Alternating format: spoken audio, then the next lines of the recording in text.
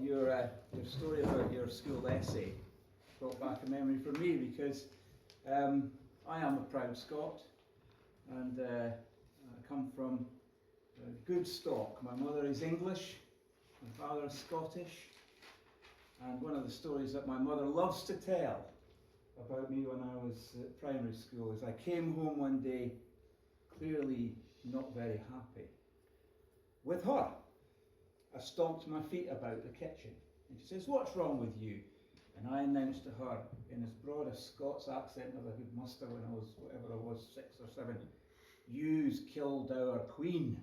we had a history lesson about Mary Queen of Scots, and so I was exercising my right as a Scot to lay it on the English. Mincemeat may be too strong to describe that. I'm very proud to be here tonight because I am proud of our union. What we are here celebrating, in fact, is the most successful partnering of two nations ever in the history of the world.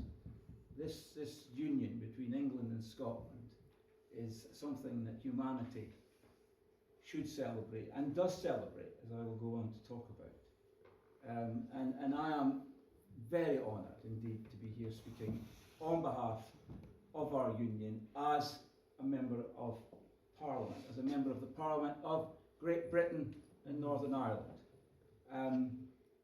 and to do so representing my constituents, but also representing the party under whose banner I stood at the election.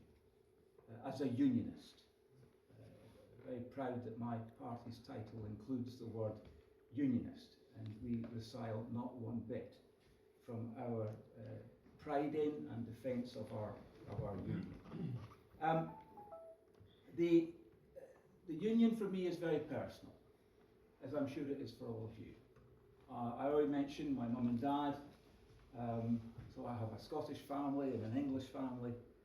But if you go back in my family history far enough, you discover that we've also got Welsh people in there. My great-grandmother was a Welsh lady. And we've also got the Irish. We've got a good contingent of Irish North and, by the way, South Irish in there as well. And I don't think my family is particularly different than any normal family in Scotland. What we have in our union is not just a political and economic union, but a social union. I further illustrate that in the lives of our 4 children. 3 of our 4 children, all 4 of our children are married, and 3 of them are married, 1 to an English woman, 1 to a Northern Irish woman, and 1 to a Northern Irish man. And so our children, interestingly enough, are married to strengthen the union. And the evidence and fruit of the strengthening of that union is in our grandchildren, who are all English, interestingly enough. So it is an intensely felt thing on my behalf.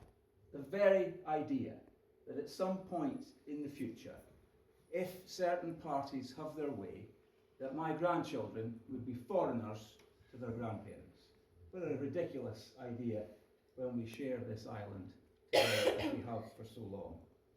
Now, one of the things that I have learned in the last year that I've been a Member of Parliament, because of the responsibilities and duties and privileges that I enjoy as an MP, is just how highly regarded our union is held by those across the world. I'll give you 2 very quick examples.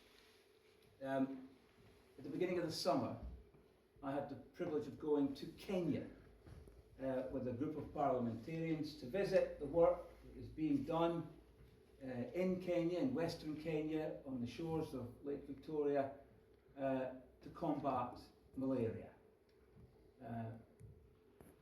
Upwards of 250,000 people die every year just in Africa because, and mainly children, because of malaria. And it's an entirely preventable situation. And so it was with great pride that I went to see these projects that we're funding, and with great humility, to see on little packages and on bicycles that little badge that says UK Aid. a gift from the people of the United Kingdom. That is an incredibly humbling thing, but also something that gives you a real sense of pride. I'm one of those Conservatives who is actually very proud of what we do in terms of international aid as a country. The commitment that David Cameron made and maintained, that was supported by Labour as well, that Britain should use its influence, its wealth, and its reputation across the world to help the very poorest people in the world. And what I saw in Kenya was evidence of the good that the United Kingdom does and the good that the United Kingdom represents to the people of Kenya, and particularly the people of Western Kenya in those villages and in those very humble homes where I saw children being treated by people who had been trained and equipped to be able to combat an entirely preventable disease by funds that were administered via DFID, the Department for International Development, and by the Global Fund that Britain supports in the fight against malaria. And then just 2 weeks ago, or a week ago, as a member of the BEIS Select Committee, BEIS, by the way, is the Business, Energy and Industrial Strategy Select Committee, I went with my colleagues on that committee, cross-party group, Labour, Conservative and SNP member actually, to Tokyo on an inquiry that we're conducting into the future of work, especially as it's impacted by robotics and automation. And when you go to a place like Tokyo, you go to Japan, country with a very, can you have a very unique, that's oxymoronic, isn't it? You can only be unique. It's a unique culture they have in Japan. But when you visit our embassy, the British Embassy is the first piece of land next to the Imperial, not now, I don't think it's called Imperial now, well it could be, because it's an emperor, isn't it? Palace, right next to the palace. The British in the 19th century were smart enough to be able to get in the good books of the nobility of Japan, and they were allowed to choose which plot of land they wanted the embassy to be built on. And we built our embassy, and it's still housed on the plot right next to the Royal Palace, a place of preeminence. And I want to illustrate further Britain's soft power, as in Kenya. On the 26th of September last week, which was my birthday, by the way, the British Embassy, the British ambassador, got in touch with our little party and said, listen, the LSO is in Tokyo doing concerts, and we're going to have a little concert party with members of the LSO in the embassy tonight with some invited guests. Would you like to come? Well, LSO performing on my birthday.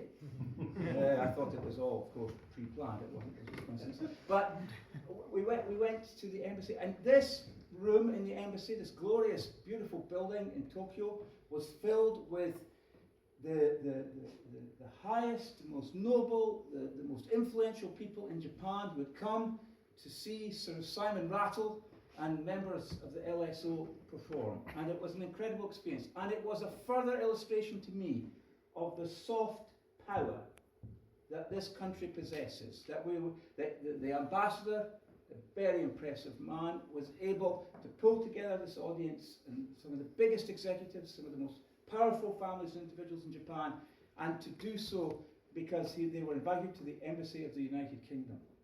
And it was an incredible evening. And I'll tell you what, I was as proud as Punch to be British and to be part of a country that has put value in culture and the arts and represents itself with this form of soft power. It was hugely impressive to me, as it was to everyone in the room. Britain is respected as a country. When we voted to leave the European Union, there were some ripples that reached Japan, and people were concerned, and that passed very quickly. And then the Japanese twigged onto the idea that Britain, as an independent trading nation, would be able to have trade agreements. And so they said to Britain, why don't you join the Trans-Pacific Partnership, the TPP? And Britain and the British government said, well, we'd be very interested. They said, We'll go better than that. We will sponsor your membership. We will sit beside you and negotiate your entry into the Trans-Pacific Partnership. Now, if that is not evidence of the reputation of our country and that soft power, then I don't know what is. And then let me just talk about hard power for a minute. Because when we need to, we do have the capabilities to represent ourselves in a very forthright way. I just illustrate to you the power of the United Kingdom and its influence as evidenced by the appalling events in Salisbury recently, when the strength of our Foreign Office, our diplomatic service, the work of our government created a ripple, a united effort of standing up to the Russians in some of their activities, which again have been illustrated today with the reports coming out of the Netherlands. Another example of Britain's soft power, but combined with hard power. So we see our armed forces being stationed strategically in Eastern Europe to reassure our friends in the Baltic states, to reassure our friends in Central and Eastern Europe. Our armed forces, which are regarded with such esteem across the world. And then just recently, the images of HMS Queen Elizabeth and finally we have an aircraft carrier with aircraft, with the F-35s landing on the aircraft carrier. Some of the stuff there it's impressive. We have lots going for us in terms of our hard power, our economic power and our military power. Now, I'll quickly sum up because I know we want to get to discussion, and so I hope you're now convinced at least that I have a burning passion for the United Kingdom, that I am someone that would like to be known as a patriot, as a Scot and as a Brit. I want to say two things before I sit down, hopefully to provoke you to further discussion. First of all, when I was elected a Member of Parliament, you'll remember that the Prime Minister, having called the election, suddenly discovered that she had lost her majority. And we had a meeting of the 1922 Committee, which is the meeting of all of the on that occasion, it was the entire parliamentary party, Conservative Party. And Theresa May was obviously not in a good place. And she famously said to all of us, I got us into this mess, I'll get us out of it. You probably read that. She then went on to say, if anything good came out of this election, referring to the election of both Conservative and Labour and Liberal Democrat members of Parliament for Scotland, she said, at least we saved the Union. And everyone cheered, including me.